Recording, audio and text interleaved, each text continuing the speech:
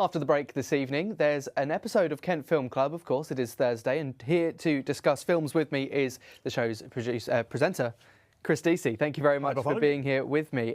Now, we were watching Finn's piece there, of course, about TV crime appeals and true crime, and it got me thinking about some films I wanted to have a discussion with you now.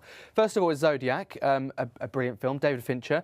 What's your take on the genre, and why are we kind of drawn to stories that are based on true life, especially when it comes to crime, which can be quite scary? And also, absolutely, when the crime was not solved at the time, because what worked so well with Zodiac, and of course when that came out in 2007, David Fincher already made Fight Club, and he'd also done Panic Room, one of the Alien films. He was a very established director, and then he was effectively saying, there's something here that there's a piece of the jigsaw that doesn't fit.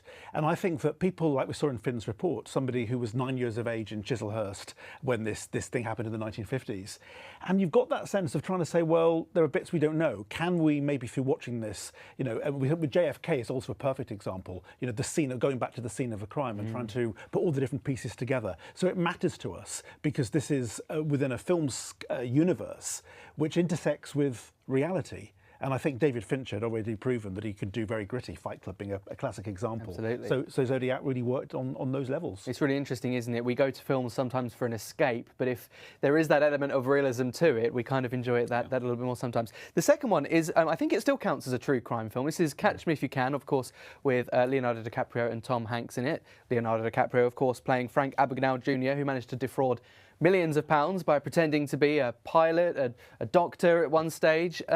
Another one, but a real interesting one. I suppose another one that kind of shocks people, that this actually did happen in real life. Yeah, and I saw this in 2002 or thereabouts. Remember Christopher Walken was Oscar nominated as well. Yeah, there is something in this here, because what we like is the sort of the person who defies the authorities. I mean, that's film noir, classic. Think of the 1930s gangster films, despite the attempt to try and stop them because they were going to turn people to vagary and to all sorts of indolence and all sorts of crimes. But we like this because there's a real trajectory, and the criminal then actually realizes he can be of service, and suddenly the dynamics shift. And that's what we like about this. It's a story where it actually starts to make us think, and we realize there is something to be profited in this. So yeah, it's a brilliant film and a real twist in the tale. Yeah, it's definitely one of my favourites. Yeah. And if you want more film discussion like this, of course, Kent Film Club, there is an episode available after the break, and more on our website, kmtv.co.uk. We'll be back with another Kent Tonight tomorrow. See you then. Bye-bye.